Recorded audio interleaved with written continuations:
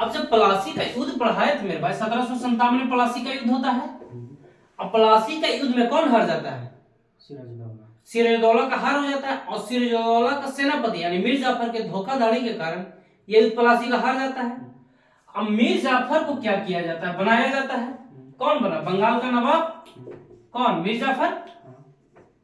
बात को तुम गौर से सुनना, लेकिन ऐसे लिखकर पढ़ाते होंगे तो ज्यादा अच्छा लगता होगा। ऐसे थोड़ा सा लिखा रहता ना तो कंफ्यूजन बड़ा होता है। लेकिन बंगाल का नवाब कौन हुआ? मीर जाफर। लेकिन अब बंगाल का नवाब जो मीर जाफर हुआ, अंग्रेज का कठपुतली नवाब होता है। कठपुतली नवाब कहने का मतलब नीतीश कुमार के जो बनाए थे मांझी को मुख्यमंत्री, वो कठपुतली बना सोच कर बनाए थे कि कठपुतली रहेगा। हाँ, लेकिन जो जीतन मांझी रहता है वो खुद अपने मन से काम करने लगता है, और जब खुद अपने मन से काम करने लगते हैं तो इससे नीतीश कुमार को दुख होता है, परेशानी बढ़ जाता है भाई। तो सेम वही मीर जाफर क्या करता है? देखो इतना मतलब जमीनी स्तर पे एग्जांपल देने के बाद अगर समझ में ना आए तो समस्या है। हाँ, अगर समझ में ना आए तो हमसे पूछो, अगर समझ में आए, अगर तुम आंसर नहीं दे रहे हो तब ये समस्या है भाई, तब ये समस्या है। तो कहीं ना कहीं तुम में दोष है। हाँ, हम में दोष, हम इस चीज को एक्सेप्ट करेंगे, बताना कि तो मीर जाफर क्या बन गया? कठपुतली नवाब बन गया। अंग्रेज इससे उम्मीद किए हुए था, लेकिन जीतन मांझी को भी तो जनता का जवाब देना था ना, ऐसा थोड़ी है। तो इस प्रकार मीर जाफर को भी जनता को खुश करना था, बंगाल को। अब ये क्या करता है? ये तामझाम करने लगता है, ये भी काम करने लगता है अपने मन से। अंग्रेज गुस्सा हो गया। अंग्रेज गुस्सा हो जाता है तो क्या करता है? उसके बाद मीर कासिम को बैठा देता है। किसको? मीर कासिम को।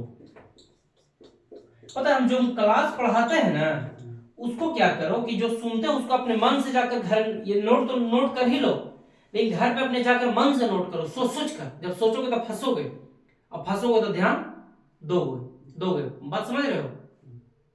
हम जो क्लास करते हैं 5 घंटा 4 घंटा क्लासरूम में, उसके बाद हम 3 घंटा घर पे सोच के लिखते हैं भाई, तब जाकर याद होता है। 3 घंटा सोच कर लिखते हैं। सोचो एक दिन में 7 घंटा सिर्फ हमको क्लास में लगता है,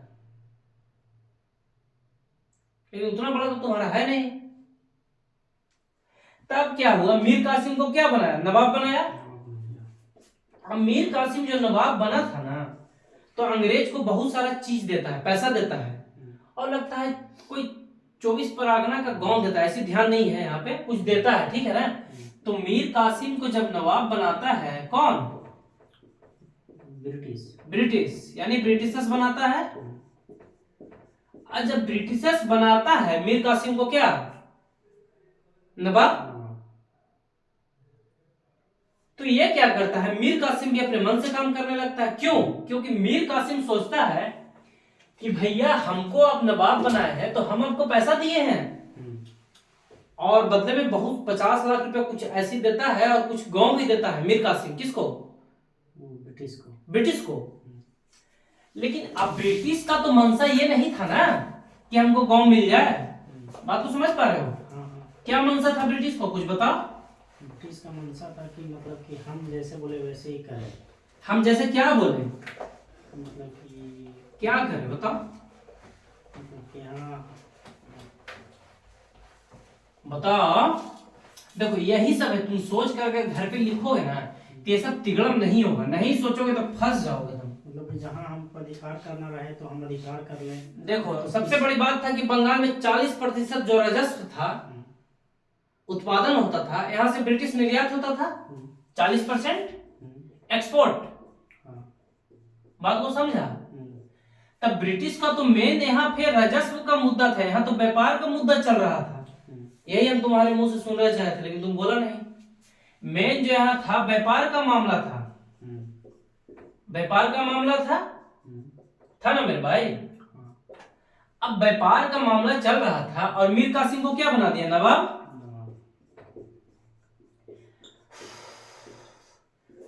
अब जब मीर कासिम को नवाब बना देता है तो मीर कासिम अपने मन से काम करने लगता है। अब इससे अंग्रेज को गुस्सा आ गया, और सबसे बड़ी बात पता है क्या है? दस्तक का अधिकार मिलता है कब? 1717 में मिलता है ना। कौन देता है? फर्रुख शेर देता है। कल ही बताया थे, भूल रहा है। सब रिवीजन नहीं करने का नतीजा है। कल तुम अगर कॉपी वाला इसको लिख के अगर तुम देखता तो उम्मीद था कि दस्तक का अधिकार तुम भूल जाता, संभव है नहीं था भाई कि भूल जाएगा। ऐसे क्लास करने में तुमको मन नहीं लगेगा, हमको भी नहीं मन लगेगा क्लास करवाने में। हमारा क्या, हम तो बोल के चल जाएंगे 1 घंटा। दस्तक का अधिकार है। अब समझ, राइटिंग समझ में आता है ना। अब इतना अच्छा से लिखने में टाइम ज्यादा लग जाएगा। अब दस्तक का अधिकार का दुरुपयोग जो करता है उस पर भी रोक लगा देता है कौन? मीर कासिम। क्योंकि बंगाल का नवाब मीर कासिम है। दस्तक का तो उपयोग, बात यहाँ पर नहीं समझा तुम। दस्तक का उपयोग फारूक शेर देता है, उसमें क्या करते हैं ये लोग, मनमाना ढंग से करने लगता है। लेकिन अब तो यहाँ पे मीर कासिम आ चुका है। कब का घटना है? 57 से बाद का घटना बता रहे हैं हम। अब फारूक शेर कब से कब? फारूक शेर का मुगल बादशाह है और ये बंगाल का नवाब है। समझ पा रहे? देखो याद, यही चलते कहते हैं हर चीज माइंड में होना चाहिए। तो उस टाइम सरफराज ना था? सरफराज था। अगर तुम सरफराज खान के बाद अलवर्दी खान आता है, अलवर्दी खान के बाद सिराजुद्दौला आता है, सिराजुद्दौला के बाद मीर जाफर आता है, मीर जाफर के बाद मीर कासिम आता है। अब तुम ऐसा जानता तो तुम बोलता कभी फारूक शेर? नहीं बोलता। फारूक शेर मुगल बादशाह रहता है। बहादुर शाह के बाद जहांदार शाह, जहांदार शाह के बाद मोहम्मद शाह। कि गड़बड़ हो गया? फिर से बोले तो बहादुर शाह, बहादुर शाह, बहादुर शाह जहांदार शाह, फिर फारूक शेर, उसके बाद मोहम्मद शाह, फिर अहमद शाह, फिर अहमद शाह, फिर आलमगीर शाह। ये तो हाँ, आलमगीर द्वितीय, उसके बाद शाह आलम याद रहता है लेकिन हम धीरे धीरे बोल देंगे। अकबर द्वितीय, अकबर द्वितीय हटा दो अभी, अब बाद में। तो अब क्या है कि मीर कासिम जो है, इसे भूलना कोई बड़ी बात नहीं है। अब मीर कासिम दस्तक का दुरुपयोग कौन करता है? ब्रिटिश। फर्जी में क्या करने लगता है? व्यापार करने लगता है, न चुंगी देता है न वसूली देता है। इससे मीर कासिम को गुस्सा आ जाता है और मीर कासिम एक मामला क्या करता है कि जो बंगाल का राजधानी है मुर्शिदाबाद से मुंगेर लेकर चला जाता है। पहले तो ढाका से मुर्शिदाबाद कौन लाया था? मुर्शिद कुली खान। और ये क्या करता है कि मुंगेर से ढाका से नहीं, मुर्शिदाबाद से मुंगेर कर देता है। क्या कर देता है? मुर्शिदाबाद से मुंगेर। अब ब्रिटिशर्स को और गुस्सा आ जाते कि ये सब क्या तामझाम कर रहे हो भाई। ये अपने मन से करने लगता है, पूरे व्यापार पर कदम लगा देता है। उसके बाद क्या होता है? कल बताया था राय दुर्लभ, याद कर, देखो रिवीजन नहीं करोगे ही फंस जाओगे। कल बताया था हम, ये यहाँ पे लिखा हुआ था राय दुर्लभ, जो बिहार का बनता है नवाब। उतारा कल वाला? नहीं उतारा होगा। उतारे थे। देखो उसमें राय दुर्लभ दिखाओ, कहाँ उतारा है? पेज 1 पे। कहाँ है पेज? दिखाओ। पेज गहरी ना, घर पे पढ़ाई नहीं ना होता है भाई, यहाँ होता है पढ़ाई। ओकरा में राफ करते हैं इसलिए। राफ हम तुमको बताया था, कल भी बताया था, सब में उतारना है। आप बोले ना आपके ओकरा से स्टार्ट कर लेना। अब क्या हो जाए, राय दुर्लभ रहता है, उसको बिहार का सूबेदार बनाता है। अब क्या करता है? मीर कासिम चाहता है कि हस्तक्षेप करे, लेकिन उसको भी ब्रिटिशर्स हटाने से मना कर देता है, नहीं ऐसा नहीं होगा। अब मीर कासिम को और गुस्सा आता है। अब मीर कासिम इतना विरोध और कस्टडी का सामना, मीर कासिम कहता है भैया हम आपको पैसा दिए, खत्म, आप जाओ, हम स्वतंत्र नवाब हैं। बात को समझ पा रहे हो? भैया आप जाओ, मैं स्वतंत्र नवाब हूं, मुझे काम करने दो यार। लेकिन ब्रिटिशर्स कहता है ऐसा थोड़ी होगा मेरे भाई, यहाँ राजस्व का बात है, यहाँ छोटा मोटा बात नहीं है। ब्रिटिशर्स तो तेज रहता है ना। अब मीर कासिम का यहाँ पे समस्या फंस जाता है। अब मीर कासिम को क्या करता है? हटाने की कोशिश करने लगता है। कौन? ब्रिटिश। अब यहां से हो जाता है कि मुगल बादशाह। अब देखो यहाँ पे एक स्टोरी, उतना लॉन्ग तुमको हम बताना नहीं चाह रहे, बता देते हैं। उस समय मुगल बादशाह शाह आलम द्वितीय रहते हैं। बात को समझ पा रहे हो? शाह आलम याद होगा। आवध का नवाब सुजाउदौला, सुजाउदौला, सुजाउदौला नाम रहता है। अवध का एक सुजाउद्दीन, सुजाउदौला। जैसे अवध का तो रहता सादत का ना ना, वो दूसरा है, वो तो स्थापना किया था ना। तो अब क्या करता है, ये सुजाउदौला नाम रहता है, बहुत सारा नाम है, ऐसा थोड़ी है। कंफ्यूजन नहीं होना, अवध का सआदत खां अलग संस्थापक था, ठीक है। सिराजुद्दौला अलग था, सुजाउद्दौला है, और सुजाउद्दीन अलग था। सुजाउद्दीन के बाद अलवर्दी खां, अलवर्दी खां बाद सरफराज खां, और सरफराज खां के बाद मुर्शिद कुली खां ना, सिराजुद्दौला के बाद ये मीर जाफर, हाँ मीर जाफर। मीर कासिम, मीर जाफर। तो ये सुजाउद्दौला, सुजाउद्दीन और सआदत अलग है। जो 1764 में लड़ता है बक्सर का युद्ध, सुजाउद्दौला, ये बक्सर के युद्ध में, हाँ हाँ वही सुजाउद्दौला, मीर कासिम और सालम द्वितीय। हाँ हाँ।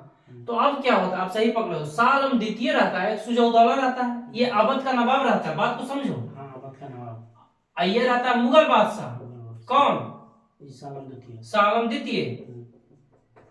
मीर कासिम बंगाल। अब ये रहता है और ये रहता है। अब क्या करता है मीर कासिम, लेकिन ये दोनों सोचता है, जो सालम द्वितीय रहता है वो तो कमजोर हो चुका है, मुगल बादशाह उस औरंगजेब के बाद तो काफी कमजोर हो चुका है ना, तो शाह आलम द्वितीय भी बहुत कमजोर रहता है, बात को समझ पा रहे हो।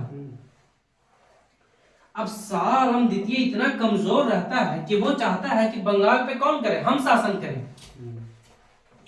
इस रीजन से क्या चाहता है ये कि अच्छा मीर कासिम की कमजोरी है, चलो हम बंगाल पे आक्रमण कर देते हैं, बात को समझा।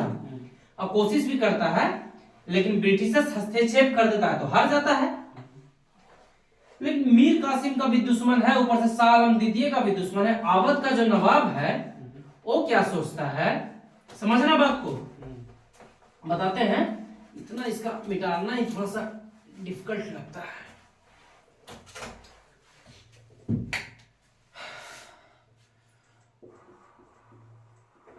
अब शाह आलम द्वितीय हो गया, बात को समझ पा रहे हो। एक सुजाउद्दीन बताया ना अभी, सुजाउद्दौला बताइए, सुजाउद्दीन, सुजाउद्दौला, हाँ अवध का नवाब सुजाउद्दौला बताए। अब मीर कासिम, मीर कासिम। अब ये सोचता है कि हम बंगाल, ये कहां का नवाब है, बंगाल का, बंगाल नवाब। आई सुजाउद्दीन जो अवध का नवाब है, आइए मुगल बादशाह। अब ये क्या सोचता है कि भैया हम ये बंगाल पे आक्रमण कर दें और जीत जाए इसको, क्योंकि मीर कासिम कमजोर हो चुका है। और सुजाउद्दौला भी सोचता है कि हम क्या हो जाए, बंगाल पे आक्रमण कर दें, तीनों सोचता है। लेकिन ब्रिटिशर्स के हस्तक्षेप के कारण ये दोनों भी बंगाल को नहीं जीत पाता है। तो मीर कासिम आता है इसके पास मदद के लिए, शाह आलम द्वितीय के पास, इसके पास जाता है भाग के, सुजाउद्दौला के पास, बस समझ रहा। अब ये 1 2 3 तीनों मिलकर क्या करता है कि प्लान बनाता है ब्रिटिशर्स से लड़ने का, कि चलो ब्रिटिशर्स से लड़ते हैं। और ये तीनों आता है और लड़ता है, एक तो ये जाता है, दूसरे को भी डूब लेता है ले जाकर। और 1764 में बक्सर के मैदान में इन लोग लड़ता है और बक्सर का युद्ध बोला जाता है। उधर से हेक्टर मुनरो नेतृत्व करता है, जिसमें इन तीनों की हार हो जाती है। अब मीर कासिम जैसे ही देखता है कि हम इस युद्ध को हार रहे हैं, तो मीर कासिम क्या करता है, भाग जाता है, युद्ध छोड़कर मैदान भाग जाता है, और ये दोनों आत्मसमर्पण कर लेता है, बात को समझा। अब फिर से रॉबर्ट क्लाइव को बुलाया जाता है। रॉबर्ट क्लाइव 2 बार शासन करता है, एक 1757 से 60, जो कि कौन सा, प्लासी का, एक 1765 से 67। पूछेगा इसका डेट रॉबर्ट क्लाइव को मिलाने का। रॉबर्ट क्लाइव को 1765 में इस कारण बुलाया जाता है कि ये भारत को अच्छा तरह से समझता था, बंगाल को, इसलिए इसको बुलाया जाता है। और रॉबर्ट क्लाइव क्या करता है कि इलाहाबाद की संधि थोप देता है ये दोनों पे, जो कि 1765 में इलाहाबाद का संधि होता है। तो यहां से क्वेश्चन बनेगा कि इलाहाबाद का संधि किसके और किसके बीच में होता है। तो यहां 2 संधियां होता है, जो शाह आलम द्वितीय के साथ अलग संधि करता है और सुजाउद्दौला के साथ अलग संधि करता है, दोनों के साथ अलग। एक का इलाहाबाद का कड़ा क्षेत्र ले लिया जाता है और एक को ऐसी कुछ शाह आलम द्वितीय को बैठा दिया जाता है अवध पे कि भैया आप बैठो, बात को समझा। तो 1765 में कौन सा संधि होता है, इलाहाबाद की संधि। इलाहाबाद। देखो हम यहाँ पे बहुत चीज ऐसा स्किप कर देते हैं, बात को समझना, क्योंकि थोड़ा सा उतना बताना अनवांटेड चीज है, और दूसरा अनवांटेड चीज बताने से कोई फायदा है भी नहीं। तो यहीं से इलाहाबाद का संधि होता है और ये 1765 में इलाहाबाद के संधि के साथ बक्सर के युद्ध खत्म हो जाता है पहले ही, और इलाहाबाद के संधि के साथ अवध पे बैठा दिया जाता है नाम मात्र के शाह आलम द्वितीय को, और पेंशन भोगी बैठाल कर पेंशन के इसको बना दिया जाता है कि जाइए वहां पे शासन कीजिए, लेकिन उसका वास्तविक शासक सत्ता जो है ब्रिटिशर्स के हाथ में ही रहता है। अब यहीं से खत्म हो गया युद्ध। आज का सेशन इतना ही। Thank you.